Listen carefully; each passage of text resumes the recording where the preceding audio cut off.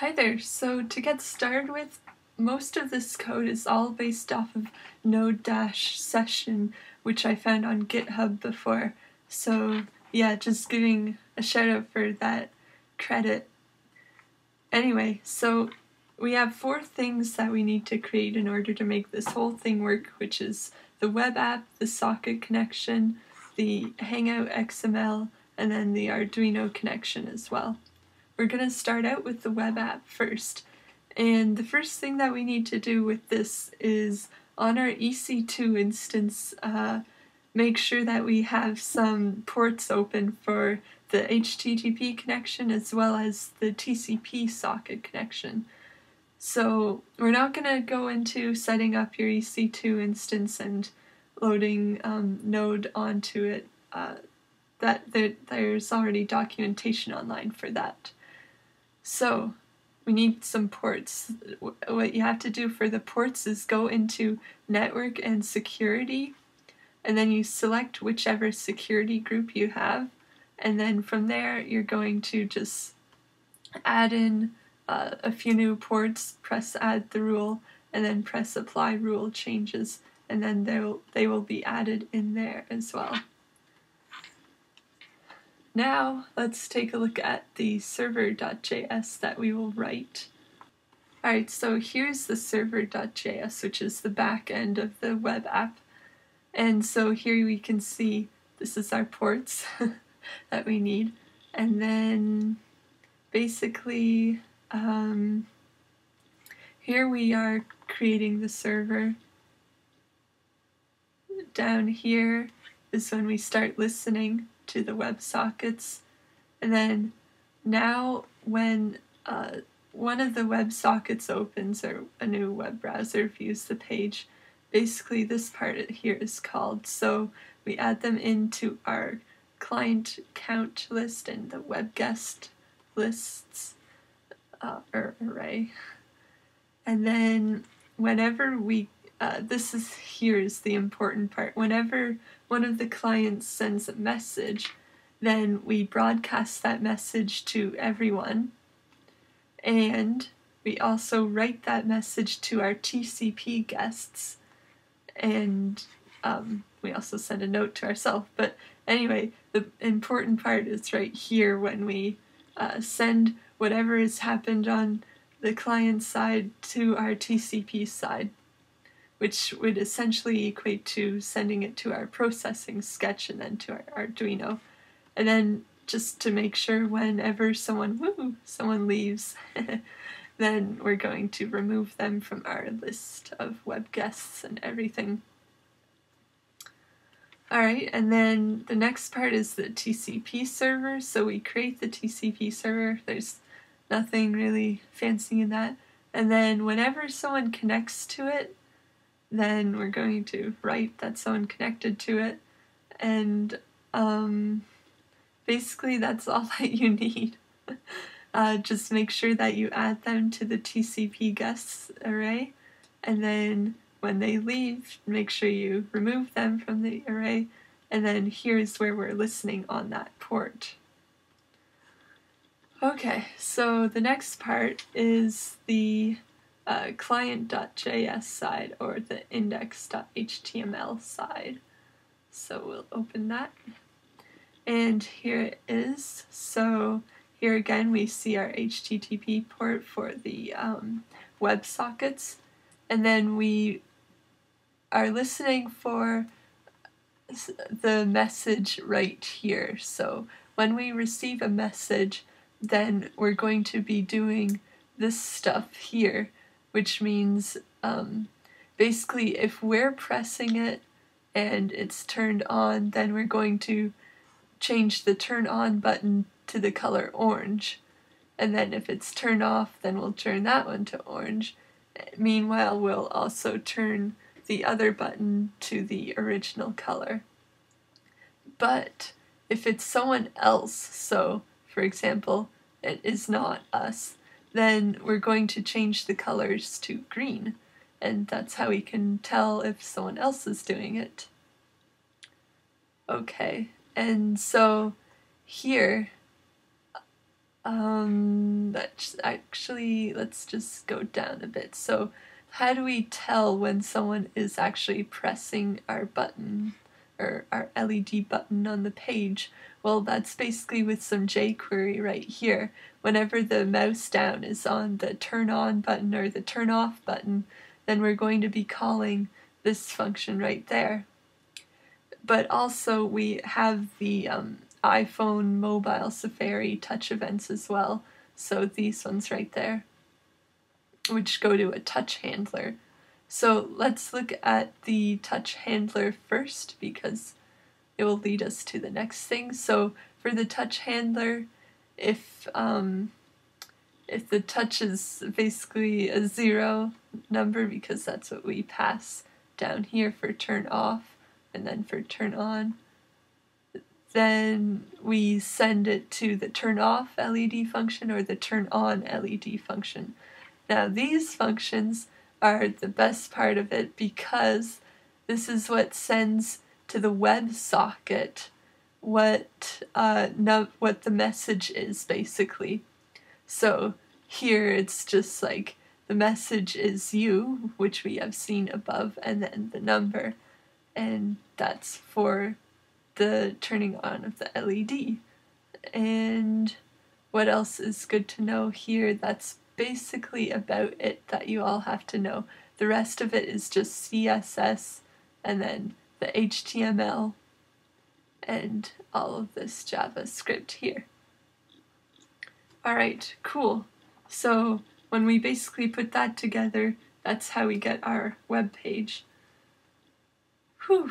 Okay, so how do we actually get this onto our EC2 instance? Well, that's a good question. What I typically like to do is use SFTP in a GUI client. So let me just log on here. Alright, so to get these files onto our EC2 instance, we have to basically upload it to it. There's numerous ways to do that, like you could use Git to do that, or the way I prefer is actually just SFTP in a GUI client, so like CyberDuck here. And I have already uploaded everything into the first test folder. And you'll also notice there's two scripts here, start and stop. And what those are for, let's check it out. So basically we'll open a terminal and we're gonna SSH into here.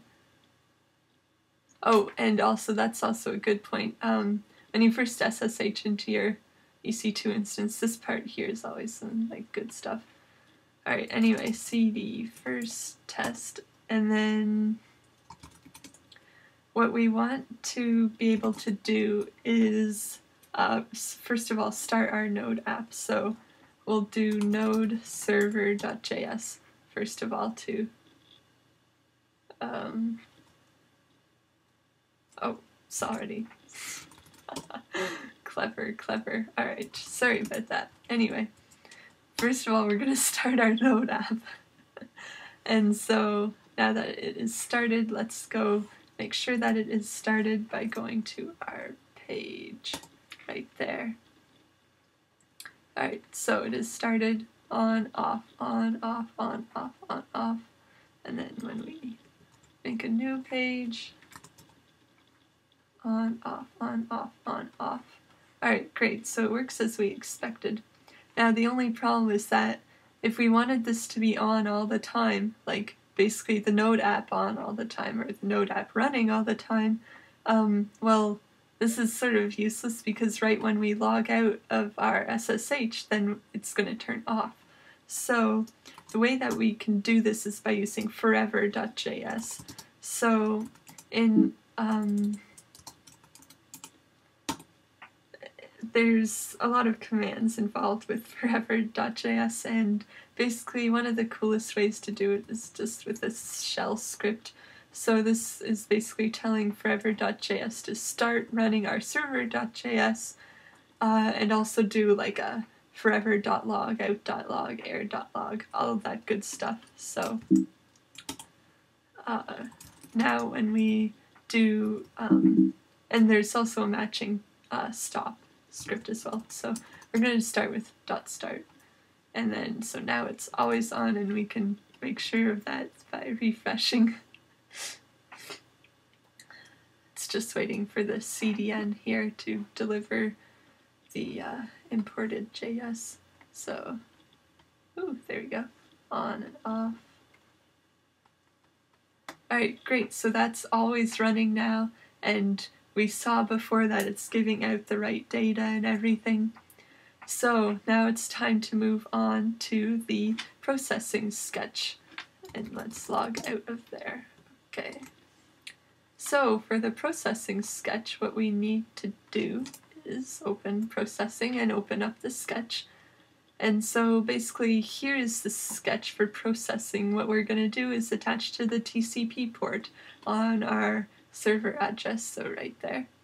And then we also need to attach to our Arduino. Where's our Arduino stuff? So all of this right here, I always actually preload in which Arduino I'm using because it's easier.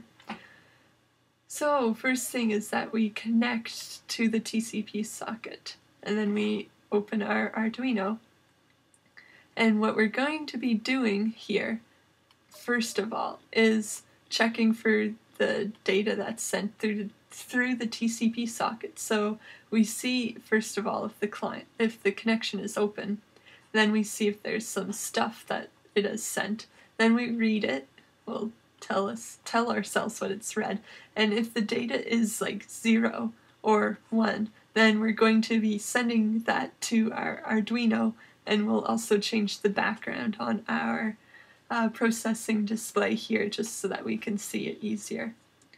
Now, next up is every 5 seconds we're going to be making sure that our client is still up. So basically we'll get the second, see if it's every 5th second, and if the connection is down, then we're going to create a new connection to it and just open it back up again. I've typically haven't had this happen often, but it has happened, so it's good to have it in there. And then we'll just print out the time to the console. Alright, so let's see this working. Alright, awesome. Here's our sketch. So on, off, on, off, on, off, on, off. Ah. And also right now my Arduino is changing the colors of the LEDs, which we should probably go over right now. So for the Arduino code, it's actually extremely simple. So if you noticed, for the processing sketch, all we're doing is sending 1 byte over serial to let the Arduino know what to do. So that makes it really easy on the Arduino end. So basically, if we see a 0 on the serial in, then we're going to turn off the LED. If we see a 1, then we're going to turn on the LED. And yeah, that's it for the Arduino side. Pretty awesome, right? Alright, now for the fun part, which is the Hangout part. Alright, so for this, you need to actually host your own files for this. So I'm actually going to be using my Robot Girl site. There we go. Alright. So first of all, for the Hangout stuff, what we need to do is go to the Google APIs console and select or create your new project. When you create your new project, then you're going to make sure that for API access, nope, that's not it. For services, then you have Google plus Hangouts API set to on. And then for overview, okay, that's all good. For Hangouts, this is the main part here. So our Hangout extension is, or whatever our web app thingy-majiggy is going to be an extension. So a Google plus Hangout extension, which means it goes on the sidebar because we want to see everyone's lovely face when they turn on and off our LEDs, right? Right. Okay, so make sure that part is checked off. And then you have all this information to list out. The important parts here are the images, the web page of your web app, and also, of course, your Hangout XML, which we'll go into in a bit. And then you have to make sure you're a Chrome web developer if you want to use the Hangout in not live Hangouts, but in non-sandboxed Hangouts, so basically the real Hangouts. And you also have to generate an OAuth ID, but that part is just a few button presses, and you'll totally understand it when you see the button. It's like right there, just before save, but you'll see it, so it's no problem. Alright, so for the Hangout XML, this part is pretty fun. Hangout XML. So let's take a look at this XML that we have created. Basically, for our purposes, our XML is just going to be containing an iframe because, well, that's where our web app is. I guess as a little tidbit, the width is 300, which is a good width for the extensions. And this is basically the structure of the XML, and that's really just the magic behind it. And so when we test this out, we can enter a Hangout. So right now we're going to enter a Hangout in our sandbox. It's going to log us in and everything for testing purposes only. And now here we see our, well, on my desk right here is the Arduino with the LED. And on the side and below, so let's see here, how should I describe this better? So on the side here is basically our Hangout extension in action. So whenever you enter in the sandbox, it's going to pop up with your extension, and then it's also below, so here we can add it in and test it, and it's working great. So yeah, that's basically it for that part. Now, one of the fun parts is we have to get the number of the Hangout that has our extension in it. So basically, you see the enter a Hangout link. We go there, we copy the link. I think that's it. Should be it. And now we're going to paste it into here, and what we need is this number right here. So we take that, and then what we do with that is in our HTML file, which is basically our web page all about the Hangout. What we do is we add it in, where is it? Right there, which is our Hangout button. So when we add it in right there, then when we go to our web page, which is about the extension, where is our web page here? Here it is. It's on my website. Alright, so now here's the web page about the extension. It's loading for the CDN again. Oh my gosh, those are supposed to be fast. Okay, here it is. So here is basically the button where when you press this, it will add in the extension for you, and then that way you can tell your friends about the extension and they can add it in as well. So let's try this out, and this will be, oh, phooey, I just did the same mistake again. Alright. This has also been really fun for the robot party. Okay. So, now, here we go. So, Hangout. We're going to start the Hangout, and then we're going to be able to add in our example. Alright, so, yay, lots of people are online.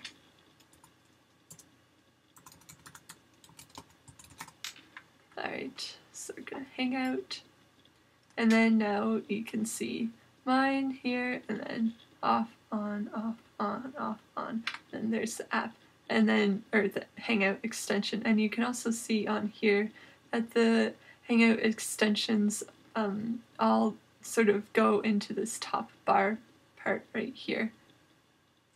I'm not sure why my other ones aren't working. But anyway, so the Arduino example one is working, which is good, and we can see it working here,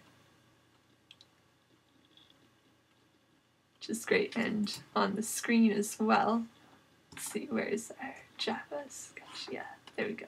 Off, on, off, on, off, on, off, on, off, on, off, on. And so this is actually really fun because another thing that you can do is on, like, say your iOS device. Oh, hang on a second here. On your iOS device, you can actually open up Safari and then go to the web page. So let's see, 23, already been here. So basically now, when you're on the web page, then it can also control it. And there we go.